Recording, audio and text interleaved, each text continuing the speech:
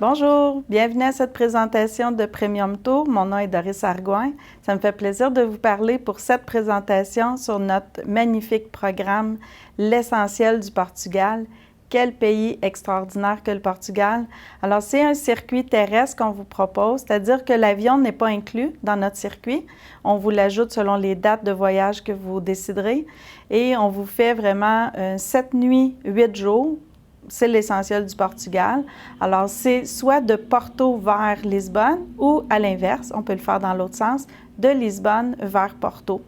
Alors, ce circuit, c'est 3 repas par jour, c'est nos hôtels, c'est toutes les visites incluses. Alors, comme c'est important parce qu'au Portugal, la monnaie, c'est l'euro, vis-à-vis de notre dollar canadien, on est un peu plus perdant. Alors, comme on a beaucoup d'inclusion, tous les repas, toutes les visites, ça fait en sorte que vous avez moins d'argent à sortir au fur et à mesure sur place. Il ne reste que vos dépenses personnelles à prévoir.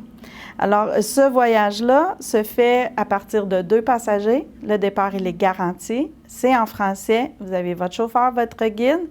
Et vous pourrez être joint peut-être sur place s'il y a plus de demandes à d'autres passagers francophones qui vont venir d'un peu partout. Mais comme je vous dis, ça reste toujours un circuit qui se fait en français. Alors, normalement, le déroulement, par exemple, si on part de Porto, c'est dans ce sens-là que moi, je vous fais la présentation aujourd'hui, de Porto vers Lisbonne. Vous allez être 3 nuits à Porto. Vous allez être 1 nuit un peu plus au nord dans la région de Fatima. Et ensuite, vous allez terminer 3 nuits à Lisbonne. Alors, voilà. On commence le voyage, comme je vous disais, du côté de Porto. Quelle ville extraordinaire! On connaît Porto, bien sûr, à cause du fameux vin de Porto. Mais Porto, c'est une ville qui est quand même, que son vieux quartier est classé patrimoine mondial de l'UNESCO.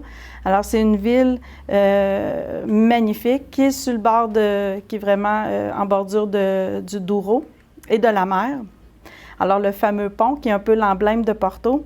Juste pour vous dire, c'est dépendamment à quelle période vous y allez, c'est possible que vous voyez des jeunes hommes, habituellement, qui sont sur le bord du pont et pour quelques euros, ils vont se tirer en bas littéralement. Alors, c'est une pratique, vous ne le faites pas, c'est eux qui le font. On veut vous ramener en un morceau au Canada.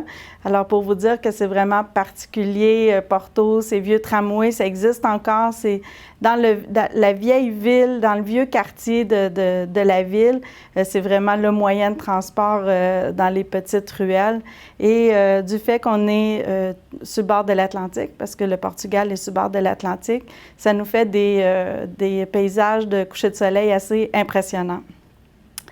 Ça, je vais vous en revenir un petit peu plus tard sur ces espèces de mosaïques en faïence et azulejos. Je vais vous en parler un petit peu plus tard, mais c'est l'architecture que vous allez voir à Porto. Alors, évidemment, avec le guide, vous allez faire un vrai tour de ville pour vraiment visiter les monuments, les quartiers principaux de la ville de Porto, son architecture aussi. Et comme toujours, le guide vous apporte toute l'information dont vous avez besoin au point de vue de l'histoire, des découvertes, de l'architecture, de la culture locale. Alors, un guide, c'est vraiment assez intéressant pour notre circuit. Bien des gens ont peur parfois de faire des circuits parce qu'ils ont peur d'être trop encadrés et d'avoir peu de latitude, mais c'est vraiment pour cette option-là d'avoir le guide, c'est vraiment assez extraordinaire et ça se fait d'une façon très agréable. Alors, Porto, on voit ces grands navires, les grands bateaux qu'on voit souvent avec les gros barils, c'est les bateaux qui vont circuler sur le Douro qu'on voit ici. Le Douro qui est ce grand fleuve avec de chaque côté les vignobles caractéristiques, là, les vignobles qui vont fournir la matière première pour produire le fameux vin de Porto. Et évidemment, dans le voyage, vous aurez la possibilité de visiter d'abord où on fabrique le Porto, un endroit entre autres, et vous aurez aussi la possibilité de faire la dégustation. C'est inclus dans notre circuit. Alors, ce fameux vin rouge ou blanc de Porto, vous aurez la possibilité d'y goûter, de faire dégustation. Et encore là, le guide sur place va pouvoir vous expliquer le pourquoi, le comment, depuis quand ça existe et le fait que le Porto rayonne partout à travers le monde. Pour vous donner une idée des hôtels qu'on vous propose, ici, c'est l'hôtel Ophir, le Axis Hotel Ophir, dans la région de Porto. Alors, c'est des hôtels, pour la plupart, c'est des 3 étoiles. Quand on est du côté de l'Europe, mais ils sont très bien situés, de belles grandes chambres. Juste vous montrer un peu le paysage qu'on a. Alors, en haut, la chambre, et en bas, vous allez voir la piscine et vraiment le paysage attenant l'hôtel. Alors, on est là pour 3 nuits, et de là, on va rayonner autour de la région de Porto. Alors, il y a des villes, par exemple, ville médiévale tout autour. On va se rendre à une ville qui est vraiment magnifique, qui s'appelle Coimbra, un petit peu plus loin. Alors ça, c'est les villages. Óbidos aussi que vous allez visiter, très colorés. C'est des villages aussi en bordure de mer, alors les pêcheurs. Et vraiment, votre guide, à ce moment-là, va vous donner toute l'information nécessaire. Cette ville-là, elle est importante, c'est Coimbra. Coimbra, c'est le siège d'une des plus vieilles universités encore en activité en Europe. Alors, elle a ouvert ses portes autour de 1290, c'est inimaginable. La voici, elle existe encore, elle est encore active. Il y a plus de 8 facultés qui sont offertes à l'Université de Coimbra. Et vous aurez l'occasion de visiter une partie de l'université, d'abord une partie de l'extérieur et sa fameuse bibliothèque. Alors, c'est vraiment très impressionnant, et le fait de savoir que c'est là depuis 1290, ça ajoute encore à la majesté de l'endroit, et ça fait partie aussi du patrimoine mondial de l'UNESCO. Alors, quand on parle du patrimoine mondial de l'UNESCO, c'est des sites qui sont protégés de premier abord, mais aussi ce sont des sites où on met beaucoup, on va investir, on va prendre le temps qu'il faut et les spécialistes qu'il faut pour vraiment entretenir et redorer chacun des sites. Alors, Coimbra, c'est vraiment une ville très, très jolie. Aussi les petites ruelles. Et quand on va partir de Coimbra, on va s'en aller vers le nord du Portugal. En cet endroit qui est reconnu mondialement et qui s'appelle Fatima, alors haut lieu de pèlerinage catholique.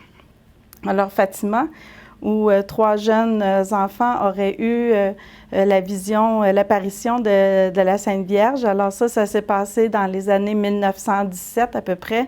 Et quand ça s'est su et connu, eh bien, ça a donné lieu à un lieu de pèlerinage. Alors, les gens venaient se recueillir sur place. Il y avait comme une grotte. Et à partir de là, ils ont vraiment construit la cathédrale.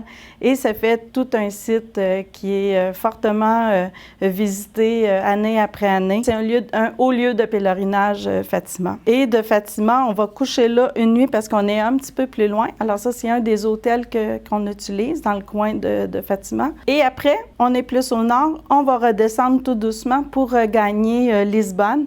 Alors, de Fatima, à notre retour, sur la route du retour, c'est un des villages vraiment spectaculaires de la côte portugaise, c'est Nazaré, qui était à l'origine un village de pêcheurs, qui a encore des pêcheurs, bien sûr, mais qui est très touristique, avec sa plage qui est vraiment splendide, qu'on voit ici. Alors, Nazaré qui est sur la route. Et on va aussi, je vous parlais tantôt de Óbidos, et je vous parlais aussi des azuleros. Azuleros, c'est ces faïences que l'on voit à l'extérieur des bâtisses ou à l'intérieur, c'est un élément, c'est de la faïence qui est peinte à la main. C'est vraiment génial là, ce qu'ils font. Ils peuvent faire des pièces complètes de ces petits carreaux là, de faïence. C'est pas toute d'une pièce, mais c'est des petits carreaux qui sont placés et peints. Et c'est vraiment soit en bleu et blanc, ça c'est la caractéristique principale que l'on va voir, mais sinon il y en a de couleurs. J'en ai mis quelques-uns ici. C'est vraiment magnifique. Et cela comme particularité, en plus d'être superbe, l'hiver, ça protège de l'humidité pour ce qui est de la température. Et l'été, ça garde la fraîcheur dans les maisons. Alors, cela a une double personnalité, ces faïences. Vous pouvez en acheter sur place, c'est possible. Mais vous allez voir, c'est vraiment assez extraordinaire de voir cet art-là. Et un coup qu'on a fait la côte, qu'on est allé à Porto, tout ça, on revient tout doucement. On va arriver dans la capitale du Portugal, qui est Lisbonne. Alors, le Portugal est vraiment sur la côte atlantique et a connu de grands explorateurs au long de son histoire. Ils ont découvert le Brésil. Le Brésil parle portugais encore aujourd'hui. Et pour nous, chez Premium Tour et chez les agences de voyage Vasco, le Le grand découvreur a été Vasco de Gama, un peu l'inspiration du nom de nos agences. Alors, Vasco de Gama, c'est ce grand explorateur qui a gagné les Indes dans le temps, en 1400 quelques, et qui est parti de Lisbonne. Alors, la ville est imprégnée de ça. Ici, c'est la tour de Belém. Le centre, il y a ces grandes places à Lisbonne, les grands palais et le fameux monument des découvreurs qui est vraiment consacré là, à ces hommes, ces femmes qui sont partis à l'aventure et vraiment ont découvert le Nouveau Monde. Alors, ça fait partie de l'histoire de Lisbonne et du Portugal. Et c'est une ville qui bouge beaucoup, très culturelle, artistique, assez moderne. Lisbonne se refait constamment, mais garde quand même sa culture, garde son empreinte.